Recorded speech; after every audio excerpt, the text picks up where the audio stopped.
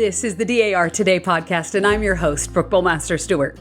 Well, this favorite series replay is a story and a segment about the Patriot women of Edenton, North Carolina.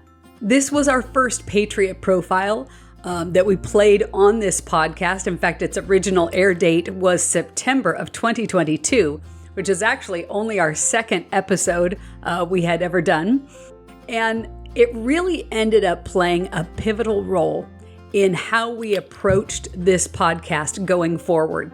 It's such a significant story. What these women did, it's a truly unique feature in our American history. And as the celebration is coming up in October of this year, to celebrate this Edenton Tea Party, these women of Edenton, we wanted to play it in this month of August while we were dark, and wanted to be sure to play this so that we could be reminded of the story. And as you may have heard, we've been in this month of August telling kind of a bit of the backstory of the creation of some of these segments and episodes. And this one certainly had, I think, the best story, the twists and turns of the development of this segment.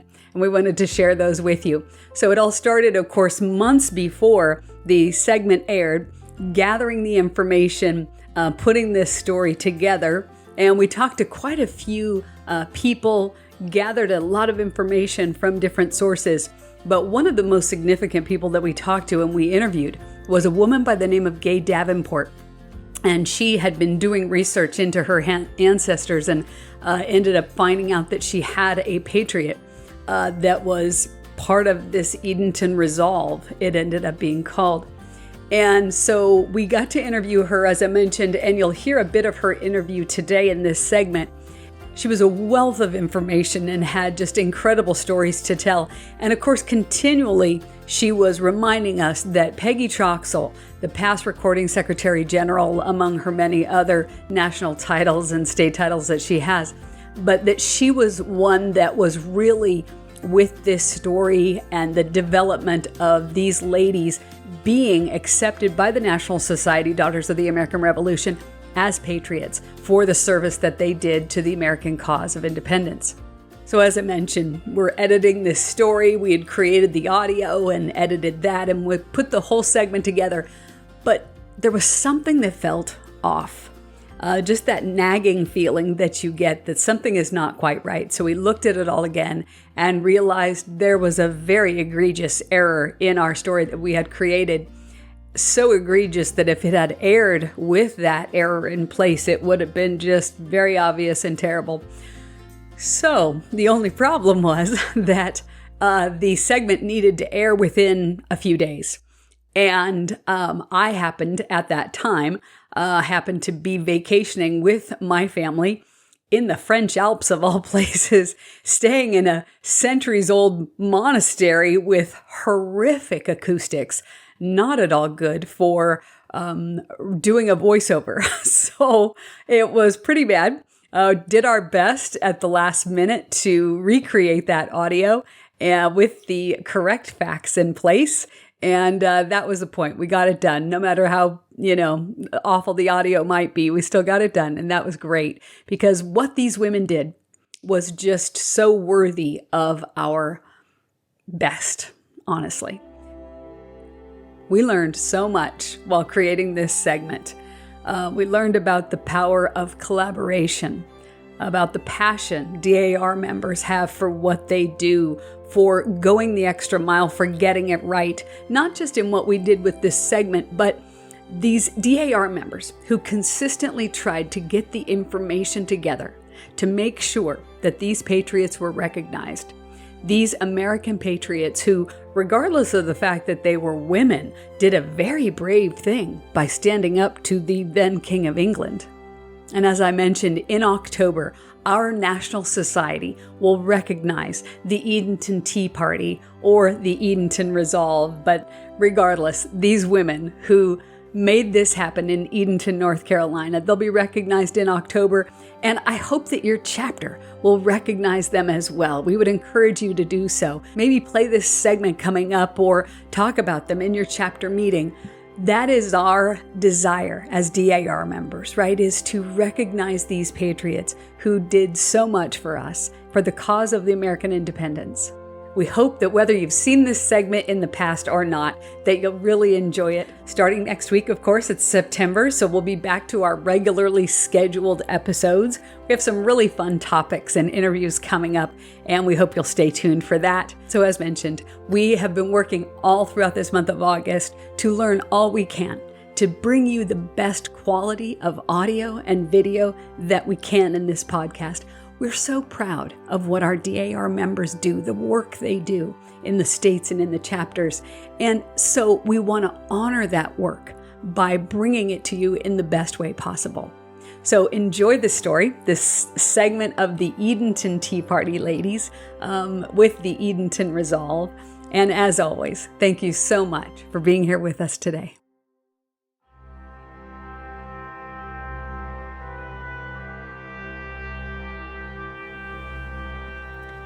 Preparing, serving, and drinking tea was woven into the daily life of many early American colonists, and on October 25th of the year 1774, a brave and defiant Penelope Barker invited 50 friends over for tea. Where was this tea held? Who were these women? What were they up to?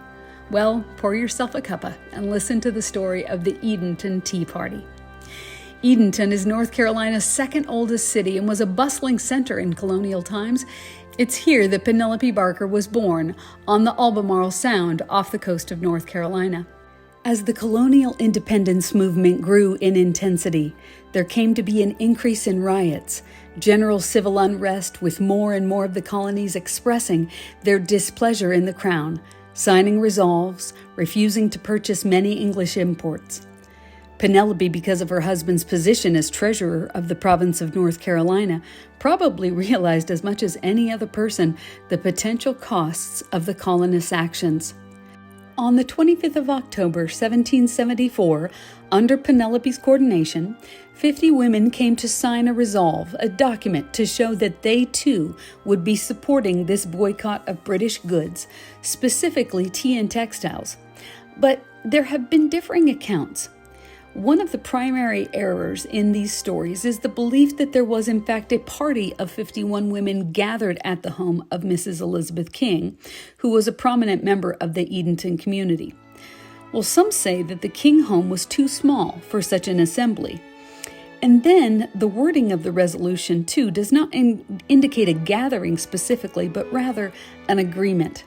There is no doubt, however, that the ladies of Edenton sent the document to England in 1774. This letter sent to the King of England states, and I quote, "As we cannot be indifferent on any occasion that appears nearly to affect the peace and happiness of our country, as it has been thought necessary for the public good to enter into several particular resolves by a meeting of members deputed from the whole province, it is a duty which we owe not only to our near and dear connections who have concurred in them, but to ourselves who are essentially interested in their welfare, to do everything as far as lies in our power to testify our sincere adherence to the same, and we do therefore accordingly subscribe to this paper as a witness of our fixed intention and solemn determination to do so." End quote. Barker believed that such actions by women, essentially affecting the British economy, would not go unnoticed in England, and sent a copy of the declaration to the British press. She said at the time, and I quote, "Maybe it has only been men who have protested the King up to now. That only means we women have taken too long to let our voices be heard.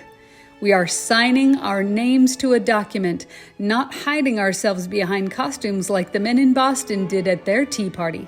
The British will know who we are." End quote. The women's abstinence might well have passed unnoticed by history, if not for an unflattering caricature appearing in the Morning Chronicle and London Advisor on the 16th of January, 1775. Which depicted the women as low class and unfit mothers. The women were portrayed with masculine features. A child is depicted in the foreground playing on the floor without supervision, suggesting maternal neglect. A dog representing loyalty is shown urinating on a box of tea. In the background of the image, the ladies are drinking from a punch bowl, an activity commonly reserved for men during social gatherings, and appear to be fraternizing promiscuously in a manner unbecoming to women. The artist insinuates that these are not truly ladies, nor are they suitable to express or wield political opinions or power. Political resistance was common, but an organized women's movement was unique. And although ridiculed in England, the women's actions were actually lauded in the colonies. Now, there has been much confusion about the Edenton Tea Party, primarily because the event went unrecorded in North Carolina. It remained unknown until 1827, when a North Carolina naval officer purchased a rendering of that satirical cartoon in a shop abroad. Following his discovery, citizens tried to piece together what they believed must have happened in Edenton in 1774. The Edenton Tea Party is recognized in American history as one of the earliest organized women's political actions. Today, a beautiful bronze teapot placed near the 1767 Chowan County Courthouse is a reminder of their bravery. It reads, "On this spot stood the residence of Mrs. Elizabeth King, in which the ladies of Edenton met October 25, 1774, to protest against the tax on tea." The teapot sits among hydrangeas and other English shrubs, very fitting to remember those courageous ladies. Do you have roots in North Carolina? Are you looking for that elusive female patriot? Well, here are 51 ladies waiting for you to claim your heritage. The NSDAR, as a result of the 50-plus years of work by Miss Elizabeth Van Moore and many others, officially recognized on December 10, 2020, these women as Revolutionary War patriots. Past recording secretary Peggy Troxell, Mrs. Gay Davenport, and of course our past Registrar General Pat McFall all helped submit the application for these women to be recognized, each contributing their unique part to the cause. I had the privilege of speaking with Gay Davenport recently. You were saying you were researching your ancestor. Right. When you were doing this research, is that when you found out she was part of this resolve? Right. Is that That's what you right. found out? How did you find that out? Well, I had been to Edenton. I had seen her name on the list of their publicity things. And you see, and you think, well, I wonder how we're related. Mm-hmm. And then you start investigating. So I knew she had signed, but I didn't know the significance of it. Mm. And it was as I became aware of the significance of it. And Brooke, yes, there were other protests, but this was emphatically a political act, mm-hmm. because it was in support of the men who had been in that first provincial Congress. And that was not legal, though. Josiah Martin didn't call that. They met under the radar.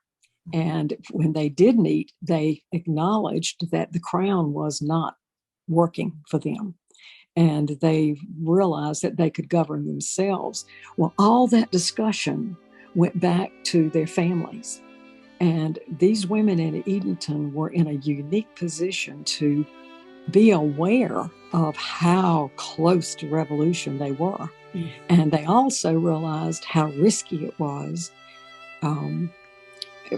because of about the Boston Tea Party and how they blockaded the Boston Harbor.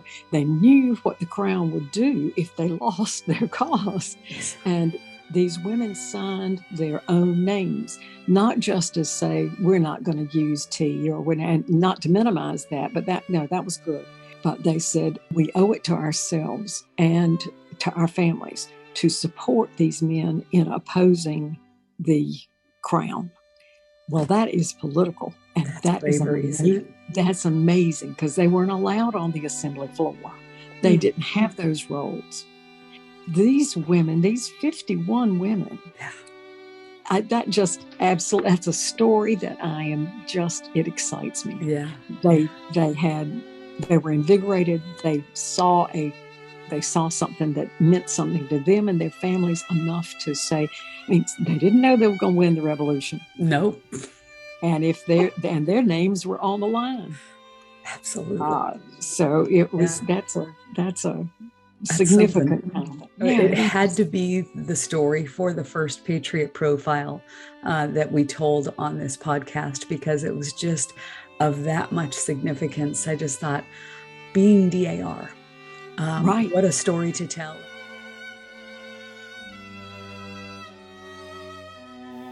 I was able to ask Mrs. Davenport in the interview if she thought that women would find it difficult to trace their lineage back to these newly established DAR patriots. And this is what she had to say. Honey, listen, our little genies, they can work it out. People have said, oh, yes, we'll have a hard time to showing their identity.